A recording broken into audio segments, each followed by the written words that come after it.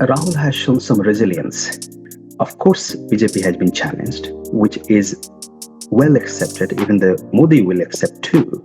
Deliberate attempt to put a Hindu against a Muslim because there are significant 15%. Westminster still live in a colonial world. You've expressed your support for Indian Prime Minister Narendra Modi, pretty overtly, I must say.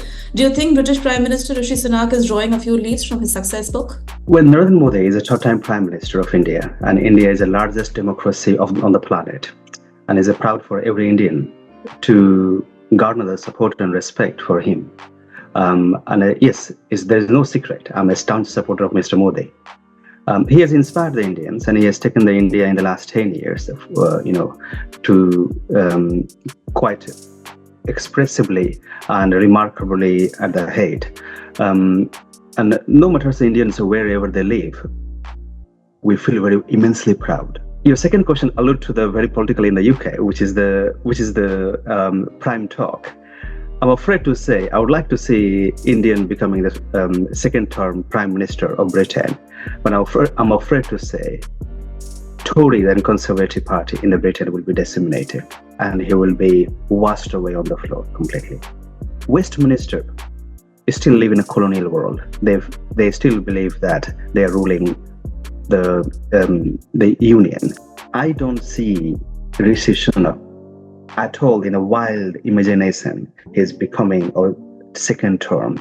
Tories as a whole will be disseminated on the floor, and they will watch the news on 5th of July. Rishi Sunak and leading rival Keir Starmer going to temples. Their temple run was actually the talk of the town. Can these efforts actually impact in any way the Indian diaspora's votes? Indians amounts up to in the whole Britain. So in the Britain got England, Scotland, Northern Ireland, and Wales, 4 countries. So Indian amounts up to 1.9%. Could be nearly 2 million people out of the over 60 million people population, which is not a huge population, but it's still significant. Symbolically going to Hindu temples, Indian temples, which is really good, which shows the integration and also demonstrate the respect of the politicians is representing to the Indian society, which is good. But on the politics of that, they want to garner the vote. But Indians in Britain are intelligent. They will evaluate who to vote, who are the best in their interest. So for Scotland, I'm the only one, the Indian born, has been representing Indian voice in terms of there is a massive Hindu phobia. Evidence has been, and we have, I have represented the Scottish Parliament, the cross group, the Hindu phobia, and also the concerns of the Hindus in Scotland. You were accused of inciting hate between Hindus and Muslims in Scotland. We want to know the real story, what actually happened. It's the other way around. The Scottish Green Party were reported to the police for inciting the hatred between Hindu and Muslim.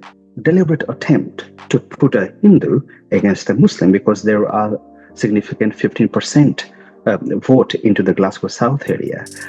And they must have thought to put Dhruva Kumar against them and putting him as level as a Modi supporter. So that was deliberate attempt by Greens were made. They were reported to the police. Police registered as an incident. But it didn't work.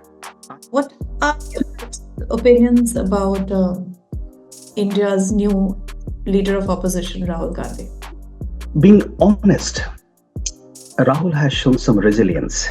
Being defeated, being sometimes ridiculed, and rising up, it takes a lot of personal resilience, personal determinations. So for that, he must deserve due credit. Of course, BJP has been challenged, which is well accepted, even the Modi will accept too, is being accepted. And that credit in the democracy, which is the largest democracy on the planet, does give a due credit to Rahul Gandhi. He did well.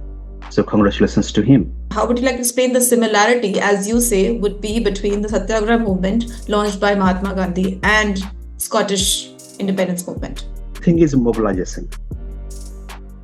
Changes was done by a leader, Mahatma Gandhi, that time. But mobilization became the prime factor for the Indian movement and Indian independence by the Gandhiji. And independence was achieved based on the non-violence and civil obedience, which is in our blood. Ahimsa is in our blood, is in our scripture. We believe into this, and we live with this. That's the key thing is mobilization. Our party leader, Alex Salmond, said clearly, we are mobilizing the independence vote. And that mobilization is through running the positive campaign, knocking the door, meeting the people, making our case clear, and also looking into the key priorities for the Scotland, what the people need in this time. Drawing the source of inspiration from Gandhiji when he came from South Africa to Champaran, from Champaran to Khera, and they become the massive movement across the right length and the wide depth of the country. That's what we would do, and we will achieve that. Why do you think Albo has picked you for the Glasgow seat? I mean, it's a seat that has majority of Muslim population. Whether we Muslim, Hindu, Christians, or various sects, we all live in harmony, we contribute with each other. Sectarian views are always dangerous for any societies.